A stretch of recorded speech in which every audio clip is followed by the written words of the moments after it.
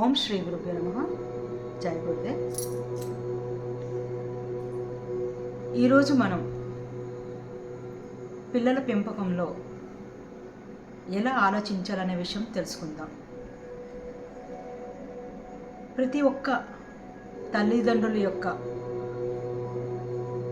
ఒకే ఒక కోరిక, పిల్లల్ని బాగా పెంచాలి, వాళ్ళు చక్కటి స్థితిలో ఉండాలి అని. అయితే ఇక్కడ మనం కొన్ని విషయాలు మర్చిపోతున్నాం. ఈరోజు అది గుర్తు చేసుకుందాం. పిల్లలకి కావాల్సిన విధంగా మనము స్కూల్ కానీ, వాళ్ళ డ్రెస్సెస్ కానీ, ఫుడ్ కానీ, వాళ్ళ హెల్త్ కానీ, ఇలా అన్ని విషయాల పట్ల మనము చాలా జాగ్రత్తలు తీసుకుంటాం. ఒక్క విషయం మాత్రం మర్చిపోతూ ఉన్నాం. ఏంటంటే వాళ్ళ మానసిక స్థితి ఎలా ఉంది, వాటి పట్ల ఎలాంటి జాగ్రత్తలు తీసుకోవాలి, వాటి గురించి మనము సరిగా శ్రద్ధ పెట్టలేకపోతున్నాం. చూడండి, మన పురాణాలన్నీ ఒకసారి గుర్తు తెచ్చుకుంటే, రామాయణంలో రాముడు కానీ, శ్రీకృష్ణ భగవానుడు కానీ సాక్షాత్తు వాళ్ళు భగవత్ స్వరూపులు అయినప్పటికీ కూడా, పరమాత్మ స్వరూపులు అయినప్పటికీ కూడా, పోని వాళ్ళు ఒక రాజ్యానికి రాజులు అయినప్పటికీ కూడా, ఒక గురుకులంలో ఒక సామాన్య బాలుడుగా ఉండి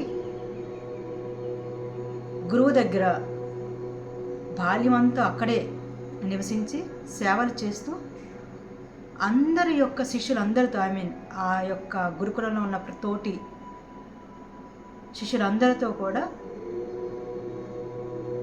సామాన్యమైన జీవితం గడుపుతూ, గురువులు అందించిన అస్త్ర శస్త్రాలతో పాటు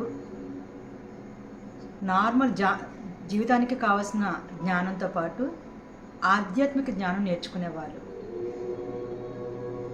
బాల్యంలోనే అప్పట్లో ప్రతి పిల్లలు కూడా ఆధ్యాత్మిక విషయాలు నేర్చుకున్న తర్వాత మాత్రమే సంఘంలోకి వచ్చేవాళ్ళు, దేశంలోకి వచ్చేవాళ్ళు, తర్వాతే రాజు అయ్యేవాళ్ళు.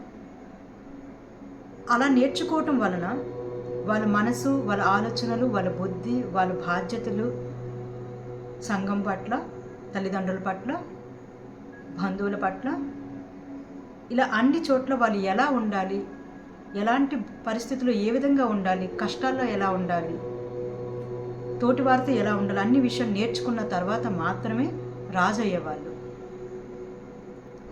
మనము ఆ విషయాలని దూరం చేస్తున్నాం.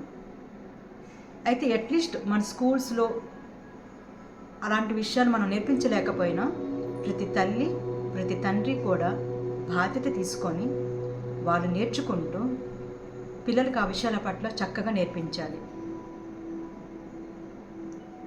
మనం వాళ్ళ యొక్క మానసిక తీరు ఎలా ఉంది, వారు ఎలా ఆలోచన చేయాలి, ఎలాంటి పరిస్థితులు ఏ విధంగా ఉండాలి అని మనం అనుభవిస్తూ, నేర్పిస్తూ, మనం చేస్తున్నది వాళ్ళకి చూపిస్తూ ఉండాలి.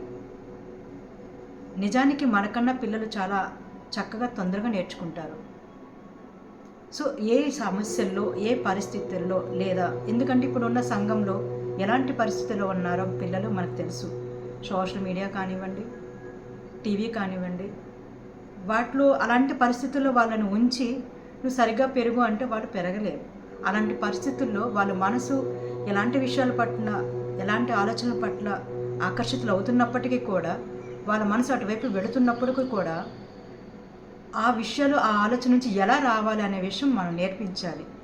అంటే ఏదైనా చూడకూడనివి, వినకూడనివి, తినకూడనివి చూసినప్పటికీ కూడా అది సహజమే అని మనం చెబుతూ, అవి అలాంటి ఆలోచనలు వాళ్ళ మనసులోకి వచ్చినప్పుడు వాటిని ఎలా గమనించుకోవాలి, ఎలా వాటి నుంచి మనం బయటపడాలి అనే విషయము చాలా సున్నితంగా, జాగ్రత్తగా మనము నేర్పించాలి. ఎప్పుడైతే వాళ్ళ మనసుని వాళ్ళు ఎలా అంటే, చూడండి, మనము ఇది మంట కాలుతుంది, ఇది చాకు, దాంతో దూరంగా ఉండాలి, ఇలా మనం చాలా విషయాల పట్ల జాగ్రత్తలు తీసుకుంటాం.